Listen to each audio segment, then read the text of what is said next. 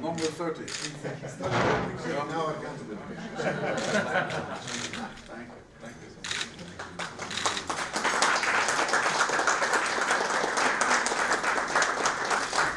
Почитуван генерален секретар на НАТО, господин Столтенберг, почитувани граѓани, почитувани представници на медиумите, почитувани драги гости, дозволете ми пред се да ја изразам мојата огромна благодарност за несебичниот и посветен личен ангажман на генералниот секретар Столтенберг во промовирањето на партнерството и соработката меѓу НАТО и Република Македонија.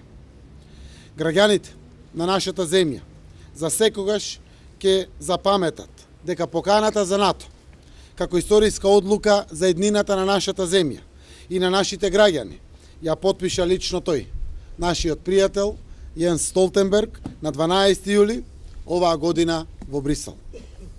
Со овој голем гест НАТО го поттикна и го забрза процесот на интеграција на Република Македонија во НАТО. И со тоа го зајакна чувството за припадност на нашата земја кон најмокната безбедносна организација во светот. Тоа апсолутно ја афирмираше грижата за безбедноста и стабилноста на нашата земја.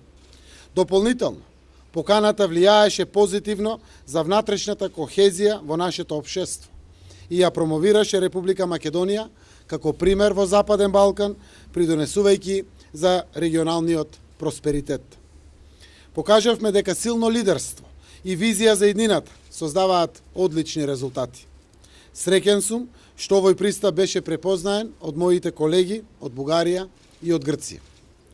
Нашето ново силно партнерство, постигнато со договорите со овие наши соседи, директно ја зајакнува регионалната безбедност и стабилност. На домашен план, владата презема активности за исполнување на целите од планот за пристапување во НАТО.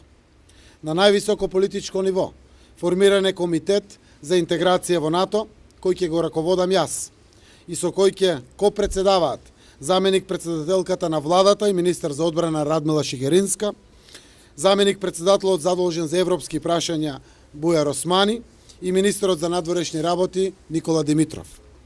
На работно ниво го формиравме работниот комитет за интеграција во НАТО, кој го раководи националниот координатор за НАТО интеграции, господинот Стево Пендаровски. Процесот на планирање е веќе започнат. Подготвуваме план за имплементација на реформите во согласност со индикативната програма на НАТО за продолжување на реформите. Како што е познато, посебен акцент ќе биде посветен на владење на правото, судските реформи, борбата против корупцијата и организираниот криминал, реформите во одбранбениот сектор и реформите на безбедносните служби. Силната поддршка што доаѓа од страна на НАТО е од големо значење за нас, за навремено и успешно завршување на реформските процеси. Референдумот на 30 септември ќе биде уште еден важен предизвик. Ние сме на историски крстопат за нашата иднина. Убеден сум дека граѓаните ќе ја препознаат важноста за моментот, за перспективите на нашата земја. Во таа насока, очекувам дека релевантните политички партии, особено опозицијата, ќе покажат единство и дека ќе се вклучат во процесите. Интеграцијата во Европската Унија и НАТО се наши национални стратешки приоритети. Тие беа заеднички едногласно поставени пред 25 години. Неодамна повторно беа едногласно реафирмирани во парламентот на 19 јули 2018 година со новата декларација за поддршка на процесот на пристапување на НАТО. Спроведуваме кампања за референдумот базирана на принципите на објективност, транспарентност и рационалност. Нашата цел е да ги информираме граѓаните за придобивките од приемот на Република Македонија во Европската Унија и НАТО, како и од важноста за постигнувањето конечен договор за решавање на македонско-грчкиот спор. Согласањето на референдумот, граѓаните ќе го остварат своето право да учествуваат во донесувањето одлука. Убеден сум дека референдумот ќе биде успешен и дека потоа ќе можеме да продолжиме со уставните измени без одложување. Очекувам процесот да го завршиме навреме, за да може протоколот за пристапување во НАТО да биде потпишан на почетокот од 2019 година и да може земјите членки во НАТО да го започнат процесот на ратификација. Со нетрпение очекуваме да го заземеме заслуженото место во НАТО и целосно да го спроведеме товарот и одговорностите во Алијансата. Резултатите од анкетите на јавното мислење охрабруваат. Нашите граѓани сакаат да се реши спорот за името и земјата да се придвижи кон Европската унија и НАТО. 75 до 80% го поддржуваат членството во Европската унија и НАТО. Ова дава оптимизам дека сме на вистинскиот пат. На крајот, уште еднаш, сакам лично да ви се заблагодарам, драг пријателе Јенс. Упатувам благодарност и до вашиот тим, и до тимот на локалната канцеларија на НАТО во Скопје, за доследната и цврста поддршка за нашето членство во НАТО.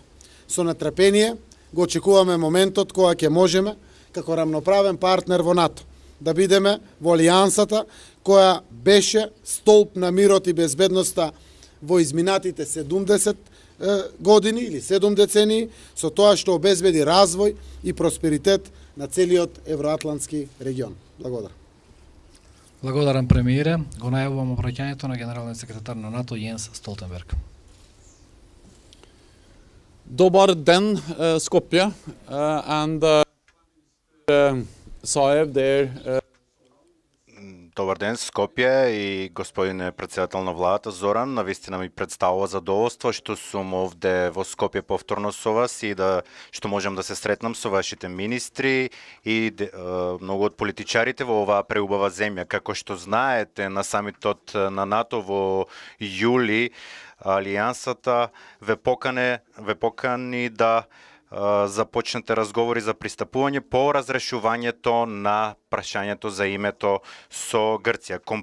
Компромисот не е лесен никогаш и двете страни направија компромиси за да дојдат до овој историски пробив и да се осврнат кон една посветла иднина. Затоа би сакал да ти се заблагодарам, Зоран, за твоето лидерство и за твојата храброст. За неколку седмици ќе одржите референдум во врска со договорот за името. Ова е ваша одлука, но важно е да можете да можат вашите гласови да бидат слушнати.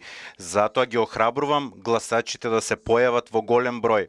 Ова е прилика која што се јавува еднаш во животот да станете целосна членка на меѓунаредната заедница со сите придобивки кои што тоа ги носи со себе.